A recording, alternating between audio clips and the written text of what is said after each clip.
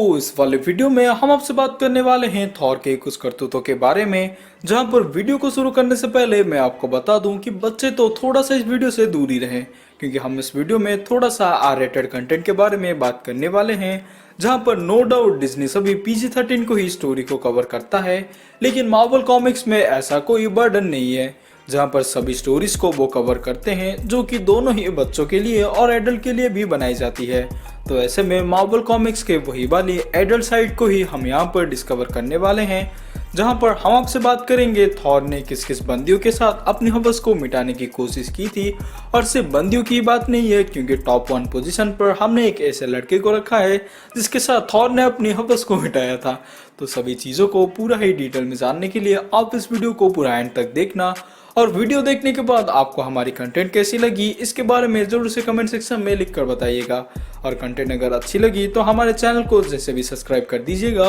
क्योंकि रोज ही हम ऐसे कंटेंट्स लेकर आते रहते हैं। तो इसी के साथ और आपका ज़्यादा समय ना बर्बाद करते हुए चलिए चलते हैं वीडियो की तरफ।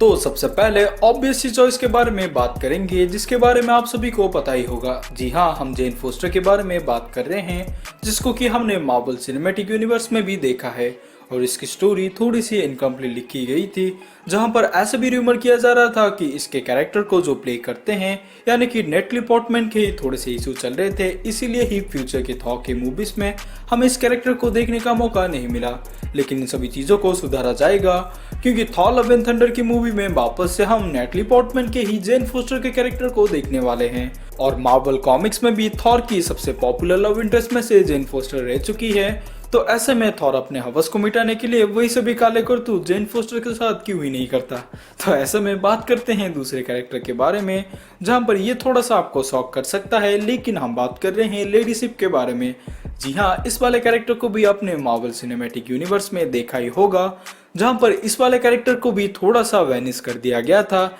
लेकिन वापस से जेन फोस्टर की तरह ही थॉर लव एंड थंडर में इस वाले कैरेक्टर को लाया जाएगा। लेकिन ऐसा रूमर चल रही है कि ये वाली मूवी उसकी आखिरी मूवी होगी, क्योंकि गॉर द गॉर बुचर के हाथों ही लेडी शिप का कैरेक्टर मरने वाला है। लेकिन कॉमिक बुक्स में भी हमने इस कैरेक्टर को देखा था, और जैसे आपको पता ही होगा कि थॉर के असल में 2 ही रूप थे, जहां पर थॉर जो कि नॉर्स माइथोलॉजी का ही थॉर था, यानी कि ओडिन सन का थॉर एक कैरेक्टर होता है, और जॉन ब्लेक नाम का भी एक कैरेक्टर होता है, जिसको कि ओडिन ने ही अर्थ पर ह्यूमन फॉर्म में भेज दिया था।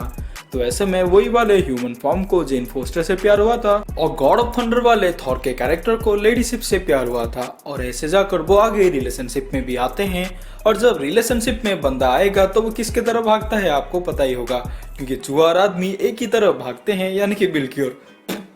बहुत होगी, चलो आगे बात करते हैं। तो आपको मून ड्रैगन के कैरेक्टर के बारे में भी पता ही होगा। अगर नहीं पता है तो हमारे चैनल से आप जुड़े हुए होते हो तो आपको इस कैरेक्टर के बारे में पता ही होगा, क्योंकि डेयरडेविल के ही फैक्ट के वीडियो में हमने इस कैरेक्टर को थोड़ा सा छेड़ा था। लेकिन आपको अगर पूरा डिटेल में इसके बारे में जानना है तो मैं आपको थोड़ा सा शॉर्ट में बता देता हूँ। तो जो आपने मार्वल सिनेमैटिक यूनिवर्स में ड्रैक्स का कैरेक्टर देखा था, वही असल में इसका फादर होता है, लेकिन टेक्निकली फादर वही नहीं होता है। जैसे आपको अगर ड्रैक्स के कैरेक्टर के ओरिजिन के बारे में पता होगा तो असल में ड्रैक्स को थानोस को मारने के लिए ही बनाया गया था। और जब मून ड्रैगन भी इस चीज को डिस्कवर करती है तो उससे वही वाले मैटर को सुलझाने के बाद वो एवेंजर्स टीम को भी ज्वाइन करती है। लेकिन एवेंजर्स टीम को ज्वाइन करने के बाद अपने पावर्स का इस्तेमाल करके वो एक प्लैनेट पर सभी लोगों पर ही कंट्रोल लेना चाहती है, और उसका मकसद यही था कि सभी लोगों पर कंट्रोल करके उनके माइंड को भी कंट्रोल करेगी, जिससे कि पीस को वो मेंटेन कर सकती है। लेकिन आपको भी पता है कि ये मर्जी के खिलाफ है। तो ऐसे में एवेंजर्स टीम ने भी इसका अपोज किया, जहां पर थॉर ने जब इस चीज का अपोज करने के लिए सामने आया था, तो यहीं से ही स्टोरी काफी ज्यादा डार्क बन जाती है, क्योंकि मून ड्रैगन ने अपनी ही पावर का इस्तेमाल करते हुए हमारे थॉर को दिमाग में ही सभी चीजों को तो कॉमिक बुक में बढ़ा चढ़ा कर बताया गया है। लेकिन जैसा आपको पता है कि डिज्नी असल में PG-13 का ही शो होता है, तो ऐसे में उन सभी चीजों को थोड़ा थोड़ा टाइम लगेगा, क्योंकि हमने इटर्नल की मूवी में देखा था कि ये गे के कैरेक्टर को भी इंट्रोड्यूस किया गया है। तो ऐसा भी रूमर की जा रही है कि फ्यूचर की मूवीज में हमें वही वाले साइड को दिखाया जाए। खैर, बात करते हैं इन्हीं के ही रिलेशनशिप के बारे में। तो थॉर के लाइफ में भी ऐसे इंस्टेंसेस हुए थे जहां पर इसने वेलकरी को भी डेट कर रखा था, और डेट करते करते वो आगे जाकर वही सभी चीज़ें करते हैं जिसके बारे में हमारी वीडियो की टॉपिक है। तो इसको शॉर्ट एंड स्वीट रखेंगे क्योंकि बात करते हैं वही सभी कैरेक्टर के बारे में जो कि हमारे इस लिस्ट में टॉप 3 पोजीशन ला पाए हैं। अगर आपको अभी तक थॉर की करतूतें काफी ज्यादा छोटी लग रही थी और थॉर को आप थोड़ा सा मिसजज कर रहे थे तो यहाँ से ही वो पीक पर ले लेती है, क्योंकि यहाँ पर कोई इकलौती कैरेक्टर नहीं है, बजाय इसके पूरा वाइकिंग का ही विलेज है। जी हाँ, मैं बिल्कुल भी मजाक नहीं कर रहा हूँ। कॉमिक बुक्स में हमने इस चीज को भी एक्सप्लोर किया था जहाँ पर थॉर ने किसी एक बंदी के साथ नहीं बल्कि पूरे गांव के बंदियों के साथ ही वही सभी चीजें कर दिया था।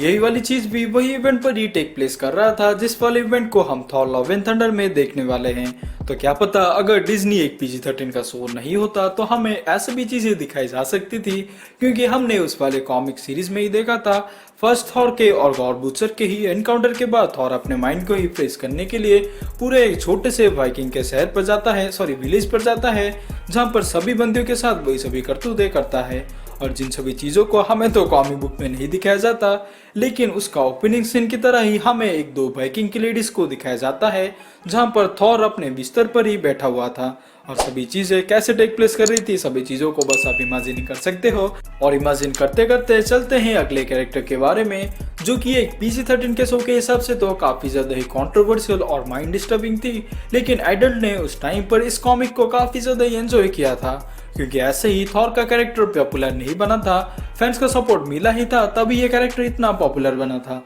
जी हाँ, हम बात कर रहे हैं हेला के बारे में, जो कि मार्वल सिनेमैटिक यूनिवर्स में तो लोकी और थॉर की सिबलिंग की तरह दिखाई गई है, लेकिन नॉर्स माइथोलॉजी में असल में इसको लोकी का बेटी बताया गया है। तो मार्वल सिनेमैटिक यूनिवर्स के नजरिए से देखे तो ये काफी ज्यादा डार्क स्टोरी लाइन बन जाती है, क्योंकि हमने कॉमिक बुक इवेंट के टाइम पर देखा था थॉर असल में वल्कायरी को बचाने के लिए टाइम ट्रेवल करता है और टाइम ट्रेवल करते हुए हेला के रियम पर ही जाकर पहुंचता है, और जहां पर पहुंचने के बाद हेला से भिड़ने से पहले उसको सभी डेड आर्मी से ही भिड़ना पड़ता है। लेकिन काफी मुश्किलात के बाद थॉर वही सभी डेड आर्मी को भी हरा देता है, लेकिन तभी हमारी हेला अपनी सातिर दिमाग को ही सामने लाती है और थॉर के सामने वापस से 2 कंडीशन रख देती है, जहां पर पहला कंडीशन तो वही था जो कि हमारे वीडियो की टॉपिक है। जी हाँ, ये काफी ज्यादा डार्क सी स्टोरी लाइन है, लेकिन हमने ऐसा ही देखा था कि असल में हेला ने ऐसा कंडीशन रखा था कि तुम्हें वल्कायरी को बचाने के लिए मेरे साथ वही सभी चीजें करनी होगी, जहां पर थॉर हमारे वल्कायरी को बचाने के लिए इस चीज में भी एग्री कर लेता है।